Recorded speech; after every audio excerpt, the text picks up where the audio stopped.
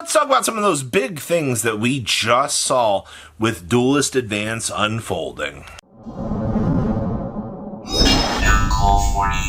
Make sure you guys smash the and crap out of that subscribe button so you guys don't miss out on more awesome content. Super Quantals out here.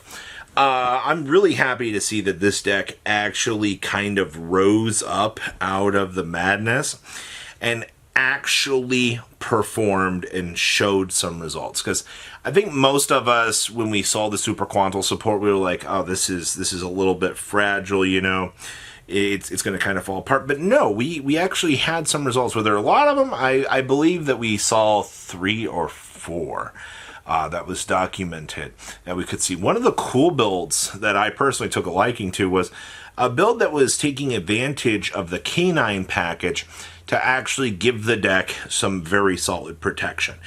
We all kind of know how fragile certain decks can be, but if we can build in an anti-hand trap package to make sure that, you know, our combos are going to be able to resolve, you know, you're going to be able to get things off of the ground and, you know, get to those consistent answers that you want to be seeing, then abso-frickin-lutely we are going to do it. All right, and that's what I wanted to see. Now, obviously, you know, it comes down to, you know, do you just want to use this deck as like a rank 5 generator, or do you want to, you know, go into like the super great Magnus? You know, is the Megazord going to be the thing for you?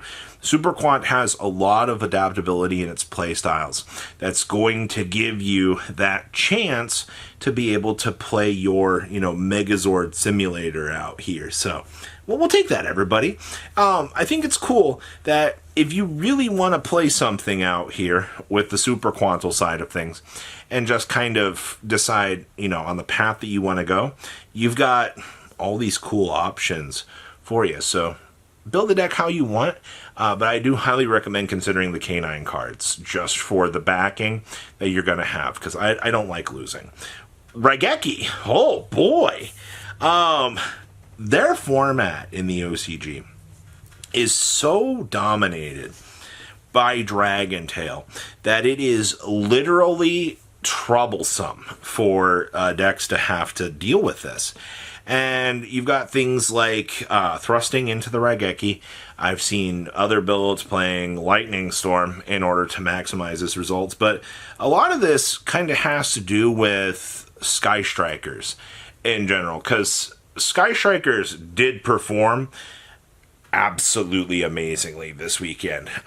Even though the deck does kind of have issues playing through, you know, the infinite hellhole that is the Draco Net, or Dragon Tail, just throwing down the recurable resources and tearing through them. Yeah, it's pretty toxic out here to be dealing with this. But this is where you're seeing things like Raigeki showing up and the board breaker side of the meta, because now you can put this pressure on your opponent, and now they have to find immediate answers to try to, you know, oh crap, you know, I just spent, you know, 10 minutes building this board, now you just Raigeki'd me, and now you're about to OTK me.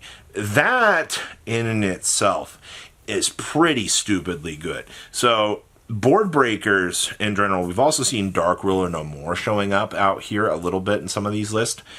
Do not underestimate having power cards like this existing in the game, because you are going to get blown the hell out, and you're just going to be sitting there going, wow, I can't believe that you were actually able to pull that off. No, we knew that it was going to be a good thing. Board breakers are going to rotate into formats like this, where you're getting overwhelmed by some of the stupidness going on. It's going to happen every single time.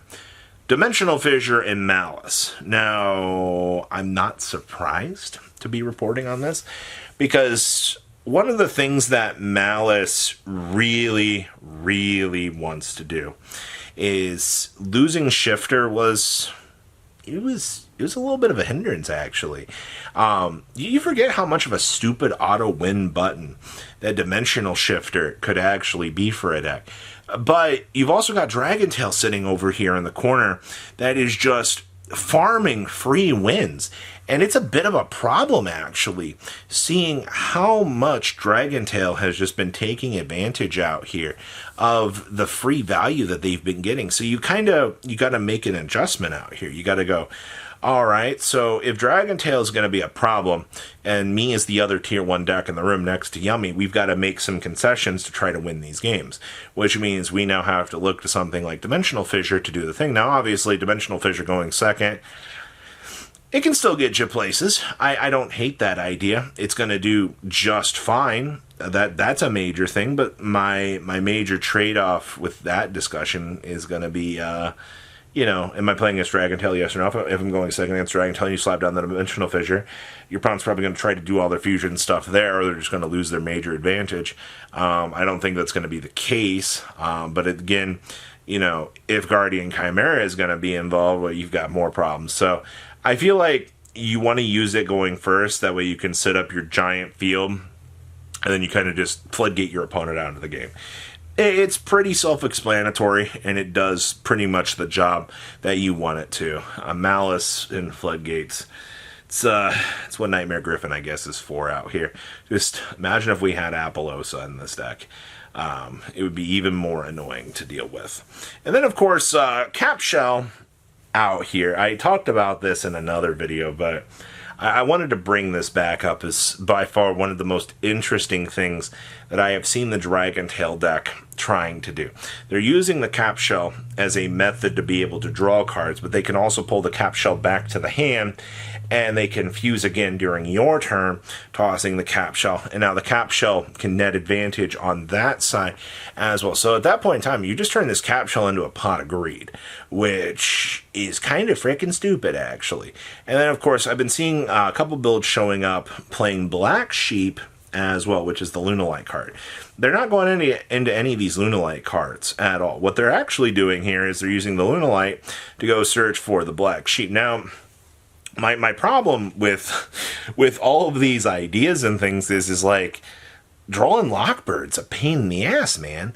Like, if you get drolled, like, on the activation of the Black Sheep resolving and they get the Polyed in the hand, you're just like, oh, okay, well, crap.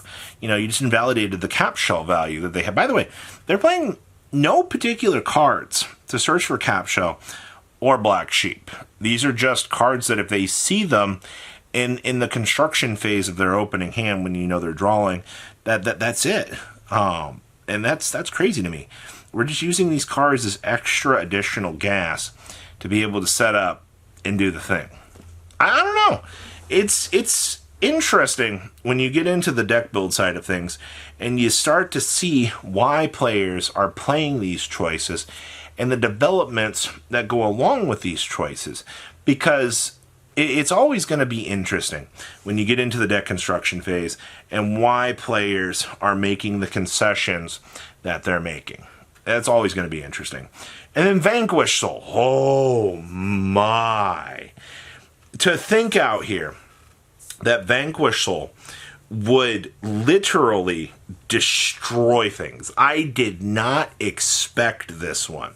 I'm actually quite impressed, actually, because Vanquish Soul deserves its time in the spotlight. Vanquish Soul, for as long as this deck has been out here, has just been, it's been like, oh, hey, you're playing Vanquish Soul? Okay, one hand trap kind of puts you night-night.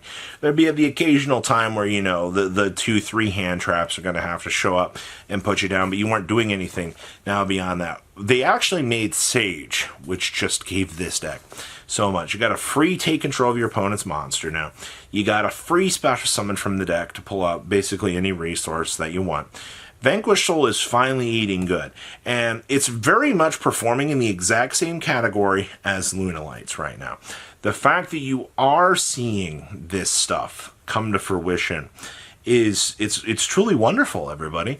And I do hope out here, as we do see more developments in this sort of things out here, that Vanquish Soul does remain a good, strong contender kind of going forward out here.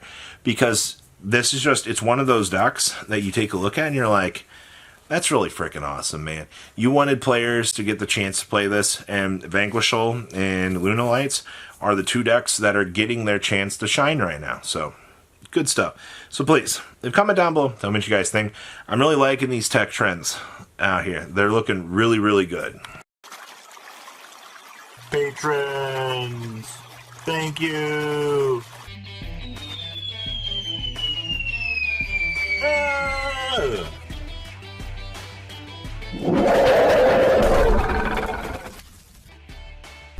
Thank you so much for watching. Check out these other videos.